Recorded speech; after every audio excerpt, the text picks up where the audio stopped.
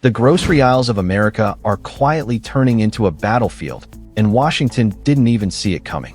One by one, U.S. trade partners are walking away, choosing Canada instead, not for politics, but for survival. Faster ports, cleaner contracts, fewer bureaucratic nightmares. In 2025, 11 nations, from South America to Asia, decided they'd had enough of American red tape. This isn't just about tariffs or shipping delays. It's about trust. And right now, Canada is winning that trust. Chile's fruit, Jamaica's coffee, Germany's gourmet exports, all bypassing the stars and stripes and heading north. The losses? Billions. The message? Brutal. Because the list doesn't stop at small economies. It builds to a stunning betrayal at number one, a move that could rewrite grocery supply chains for decades. So buckle in, hit like, subscribe, and keep watching. You won't believe who tops the list. Number 11, Chile. It starts small, or so it seems. Chile, a country known for its grapes, berries, and world-class wines, quietly shifted a significant share of its agricultural exports away from the United States in early 2025. Why? 3 words: paperwork, delays, costs. Shipments that once took 6 days to clear U.S. customs now took 14. By contrast, Canada slashed port clearance times to just 72 hours. Canadian inspectors used digital pre-approvals and blockchain tracking, while the U.S. clung to outdated paper forms and multi-agency bottlenecks. Chile's exporters didn't need a debate, they needed reliability. Canada offered it. And that meant U.S. grocery stores saw a sudden drop in fresh Chilean produce. Grapes that once lined American shelves in December were now flooding Canadian markets instead. A warning shot, but few in Washington noticed. Number 10, Jamaica. Jamaica's shift hit harder. Tropical exports, coffee, rum, bananas, were already a premium draw in U.S. markets. But when port delays in Miami reached 3 weeks thanks to new inspection protocols, Jamaican shippers had enough. Canada offered not just speed, but predictability. Ottawa's new Fast Lane Trade program allowed pre-vetted Caribbean exporters to skip full inspections unless there was a flagged irregularity. In May 2025, Kingston signed a bilateral food flow pact with Canada, giving Jamaican goods tariff-free entry on top of expedited clearance. Within 2 months, Canadian supermarkets were overflowing with Blue Mountain coffee and fresh tropical fruits, while American retailers were scrambling for replacements. The Caribbean aisle in U.S. stores began to shrink. Number 9, Germany. Germany's move was less about speed, more about stability. US-EU trade disputes over agricultural labeling spiraled into a full-blown standoff in early 2025. German exporters of sausages, chocolates, and specialty cheeses found their goods stuck in U.S. warehouses awaiting compliance checks over labeling formats. Canada, by contrast, adopted a mutual recognition policy. If it passed in Berlin, it passed in Ottawa. The result? Gourmet German products that once commanded premium shelf space in New York delis were now a regular feature in Toronto, Montreal, and Vancouver. For the U.S., it wasn't just about losing goods. It was about losing a sense of global culinary prestige. Number 8, South Korea. This one surprised analysts. South Korea has been a major supplier of instant noodles, sauces, and snacks to the U.S. for decades. But Washington's 2025 Food Origin Transparency Act required extensive relabeling, translation verification, and costly compliance audits. Smaller Korean brands simply couldn't afford the changes. Canada offered a fast-track exemption for products already sold in OECD countries. Seoul didn't hesitate. Within months, Canadian shelves had a surge of Korean goods, from gochujang to ramyeon, while U.S. stores saw gaps and rising prices. Social media lit up with complaints from Korean American communities about losing access to beloved brands. Number 7, Brazil. Now we're talking scale. Brazil isn't just about coffee and sugar. It's one of the world's agricultural giants. But U.S.-Brazil tensions over carbon tariffs escalated fast. Washington slapped a carbon border tax on Brazilian beef, ethanol, and sugar in March 2025, arguing environmental concerns. Brazil responded by signing a sweeping agricultural trade deal with Canada that eliminated most tariffs entirely. The shift was massive. Canadian beef imports from Brazil tripled in 4 months. U.S. food processors relying on Brazilian sugar saw costs spike overnight. Ethanol supplies tightened, raising fuel prices. Suddenly, the shift wasn't just in the grocery aisle, it was hitting gas stations. Number 6. France. France's pivot was as symbolic as it was economic. French wine, cheese, pastries, they're more than exports, they're cultural statements.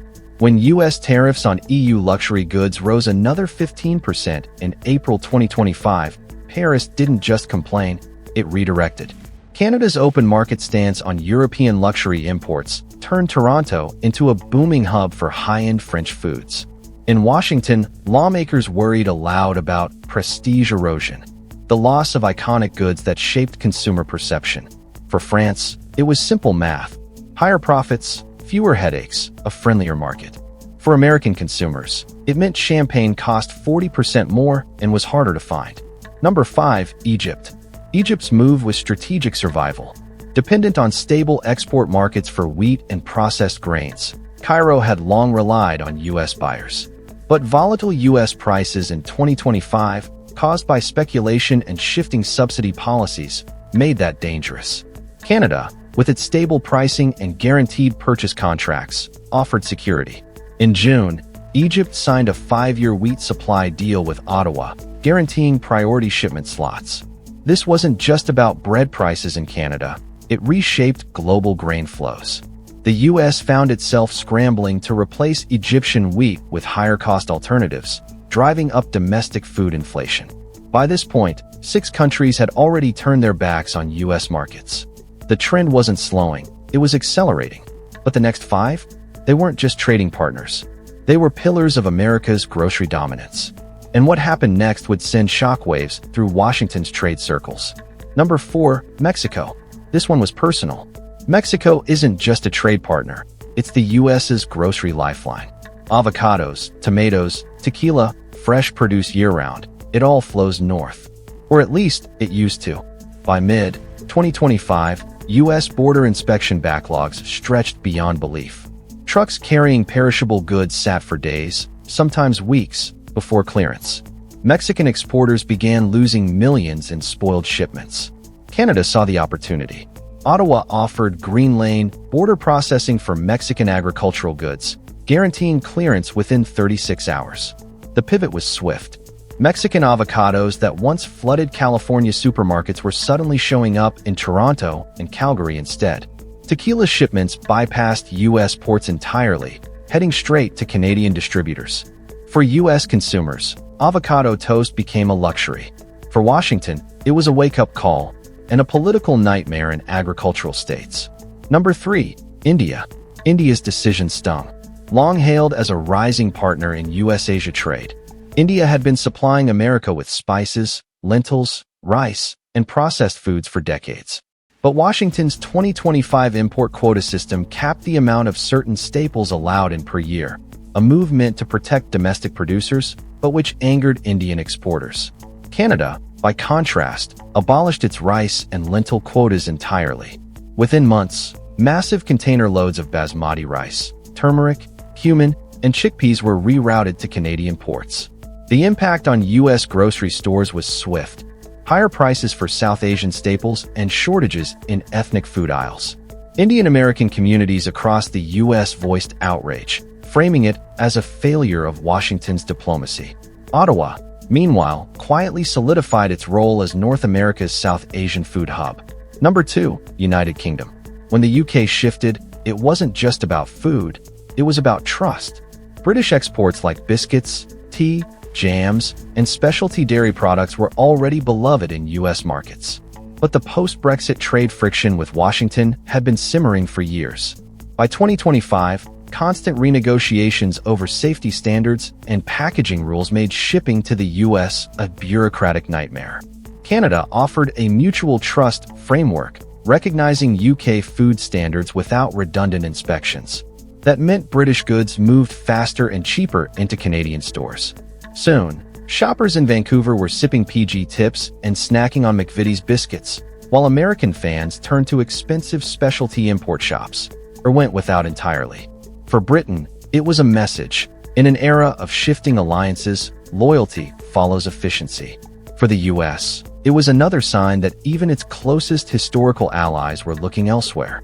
Number 1, Japan. And then came the shock. Japan's decision was the seismic event no one thought possible. Sushi-grade tuna, premium soy sauce, miso, matcha. These weren't just exports. They were the foundation of a billion-dollar culinary bridge between the US and Japan. But trade disputes over maritime shipping regulations and new US health certification rules for seafood created chaos. For Japanese exporters, the costs were unbearable.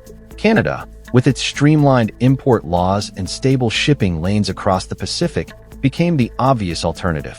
In July 2025, Tokyo signed a comprehensive food export agreement with Ottawa, guaranteeing priority shipping slots for Japanese seafood and agricultural products. The effects in the US were immediate and brutal. High-end sushi restaurants in Los Angeles and New York reported price hikes of 60% and menu cuts. Specialty grocers couldn't keep up with demand for authentic Japanese products. The symbolism was devastating. If Japan, one of America's most trusted economic partners, could walk away, who was next? The bigger picture. These 11 shifts weren't isolated events. They formed a pattern of frustration with US bureaucracy, tariffs, and unpredictable policy changes. Canada's advantage wasn't just geography, it was agility. Ottawa's trade policy in 2025 focused on frictionless movement, digital customs, and open-door diplomacy. For the US, the fallout went beyond empty shelves. It meant the erosion of global confidence in American markets. Food isn't just food, it's a marker of reliability. And in 2025, reliability was moving north. Economic impact.